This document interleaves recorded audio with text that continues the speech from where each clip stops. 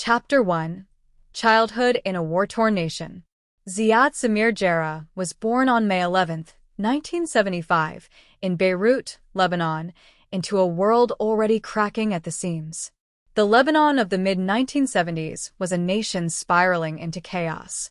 Once renowned as the Paris of the Middle East, Beirut's bustling streets, vibrant culture, and architectural grandeur were overshadowed by the eruption of the Lebanese Civil War in 1975, the very year of Ziad's birth. This brutal conflict, fueled by sectarian divides, foreign interventions, and political rivalries, would come to define Ziad's early life. Despite the unrest, the Jarrah family was insulated from the worst of the violence. They resided in the Bekaa Valley, a relatively tranquil area known for its agricultural richness and conservative social fabric. Ziad's father, Samir Jarrah, was a self-made businessman who owned a string of successful restaurants and properties. This relative affluence enabled the family to maintain a sense of normalcy amid a nation torn by conflict. His mother, Nuzha, was a homemaker, nurturing, devout, and fiercely protective of her only son. She ensured Ziad's upbringing was marked by discipline, education, and strong moral values. From an early age, Ziad showed an unusual level of curiosity and intelligence. He was imaginative, bright, and had a disarming smile that made him well-liked among peers and teachers alike. One of his earliest fascinations was flight. He would spend hours assembling model airplanes, watching birds glide over the Bekaa skies, and reading books about aviation. He dreamed of one day becoming a pilot, flying above the chaos and strife that defined life on the ground. Ziad attended private Christian schools, learning French and English in addition to his native Arabic. His schooling exposed him to Western values and culture. These early experiences would later help him integrate into life abroad, but they also gave him a duality, an identity that could straddle East and West. Despite the Civil War's encroaching horrors, his life remained relatively sheltered. Friends and family remember him as thoughtful, gentle, and respectful. He was not known to be religiously extreme. His family practiced Sunni Islam more as tradition than ideology. To all outward appearances, Ziad Jarrah was on the path to becoming a successful, compassionate man who could rise above Lebanon's instability. Chapter 2: The German Dream. In 1996, seeking greater opportunities and safety, Ziad left Lebanon for Germany at the age of 21. His family viewed this move as the fulfillment of his promise, a bright young man pursuing higher education abroad. He first landed in Greifswald, a quiet university town in northeastern Germany, where he enrolled in a German-language course. The transition was difficult. Germany's cold climate, reserved social customs, and unfamiliar foods were a stark contrast to his life in Lebanon. Yet Ziad adapted quickly. He was sociable, quick-witted, and eager to immerse himself in this new world. After completing his language course, Ziad transferred to the University of Applied Sciences in Hamburg to study aerospace engineering, a move that aligned perfectly with his lifelong fascination with flight. He rented a stylish apartment, began wearing designer clothes, drove leased cars, and attended parties. To his peers, he was outgoing, charismatic, and worldly. It was during this period that he began dating Aysel Sengen, a Turkish-German medical student. Their relationship blossomed into a deep, committed partnership. Aysel described him as kind, thoughtful, and supportive. She saw in him a future husband, someone she could build a life with. But even as he thrived in the academic and social spheres, a quiet storm was gathering. Ziad began attending the Al-Quds Mosque in Hamburg, a place that, on the surface, appeared to be a spiritual haven for Muslims in the diaspora, but was in fact a breeding ground for radical ideologies. The mosque served as a congregation point for those disillusioned by Western foreign policy and angered by conflicts in Palestine, Chechnya, and Iraq. Here, Ziad encountered like-minded individuals who introduced him to Salafi jihadist rhetoric. His worldview began to shift. He started missing parties, declined invitations from friends, and spent more time in secluded study circles. His conversations with Aysel grew more strained as he began expressing discomfort with Western values. His inner conflict intensified, Torn between the modern life he was building and a sense of spiritual duty he felt drawn toward. While outwardly maintaining his normal routines, internally Ziad was becoming radicalized. Chapter 3. Falling into the Hamburg Cell. By 1998, Ziad had become deeply embedded in what would later be called the Hamburg Cell, a covert network of Islamist extremists including Mohammed Atta, Marwan al-Shehi, and Ramzi bin al-Shib. This group, all university-educated and fluent in Western customs, met frequently to discuss politics, theology, and global affairs. Over time, their discussions shifted from theory to action.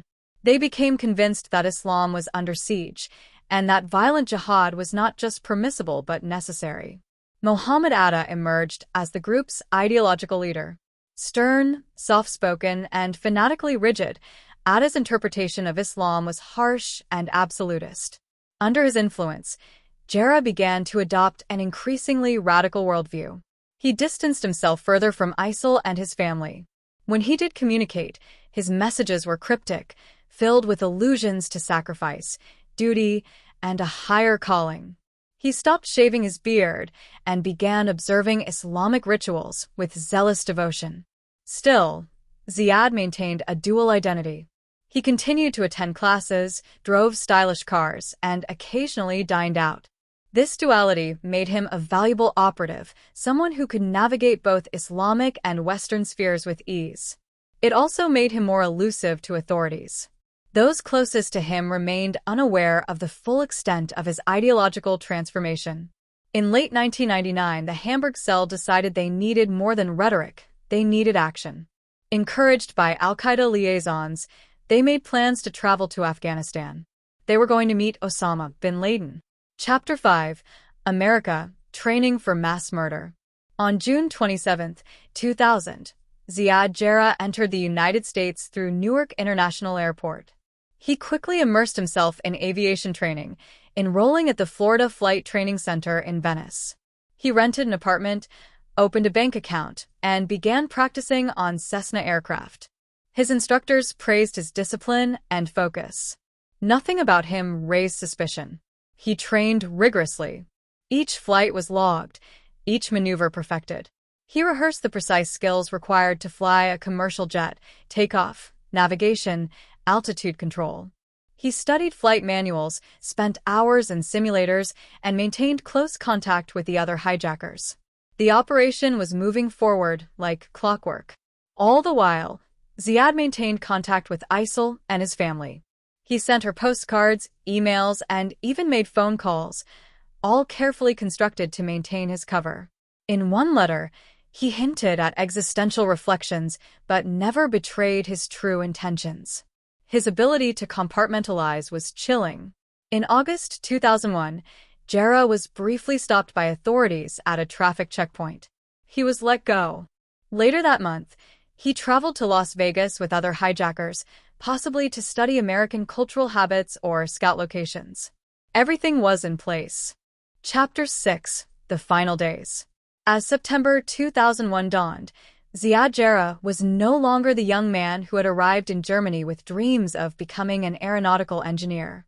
Now, he was a fully indoctrinated jihadist, preparing to commit one of the deadliest acts in modern history. After months of flight training, clandestine meetings, and cryptic communications, Jarrah was stationed in Fort Lauderdale, Florida, where he finalized his preparations. He rented a red Mitsubishi Galant and used it to drive between training sessions, planning meetings, and his temporary lodgings. His behavior in public remained deceptively ordinary. Surveillance footage showed him buying groceries, eating at fast food chains, and laughing with acquaintances.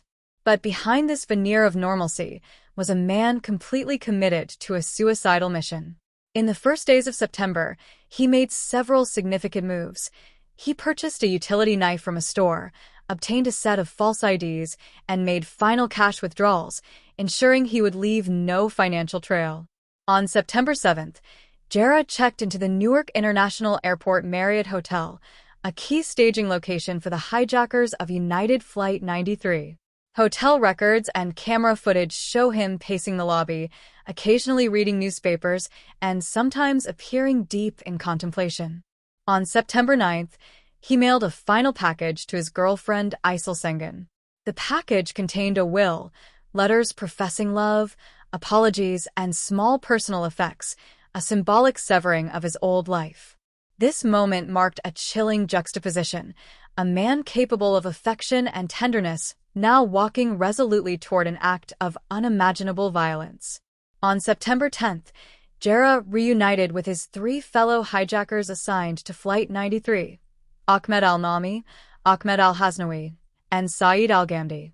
They met in the early evening hours and spent the night in solemn ritual. They read the Quran, performed ablutions, and prayed with unwavering devotion. Witnesses later described them as calm, focused, and unerringly polite. They burned incriminating documents, destroyed computers and notes, and prepared their bodies with the cleanliness and ritual purity required before martyrdom. Jarrah was designated as the pilot of Flight 93, a position of both prestige and technical importance. He rehearsed once more the path to his target, either the White House or the U.S. Capitol, memorizing coordinates, approach patterns, and radio frequencies. At some point during that final night, Jarrah reportedly recorded a martyrdom video, a common practice among Al-Qaeda's suicide operatives. The tape was never released publicly, but its existence was confirmed in later intelligence investigations. They slept briefly, if at all, before rising before dawn to carry out the plan. No emotion, no hesitation, only grim determination. Chapter 7: Flight 93 and the Revolt of the Brave. On the morning of September 11, 2001, United Airlines Flight 93 was scheduled to depart from Newark International Airport at 8 a.m., bound for San Francisco. Due to runway congestion, the takeoff was delayed, and the plane did not leave the tarmac until 8:42 a.m. On board were 37 passengers, 7 crew members, and the 4 hijackers. Jarrah sat in Seat 1B, a first-class seat close to the cockpit. The aircraft, a Boeing 757, reached its cruising altitude of 35,000 feet. The passengers were unaware that by this time, 2 other planes had already struck the World Trade Center towers, and a third was en route to the Pentagon. At precisely 9:28 a.m., a chilling event occurred. Jarrah and his team stormed the cockpit. The cockpit voice recorder captured the sounds of a struggle, grunts, shouting, and the panicked voices of the flight crew. Jarrah, having received basic jetliner training, took over the controls. He disengaged the autopilot and veered the plane sharply southeast. He began transmitting false radio communications, possibly to throw off air traffic controllers. His voice was calm but terse, issuing orders in broken English. "Ladies and gentlemen, hear the captain. Please sit down. Keep remaining sitting. We have a bomb on board."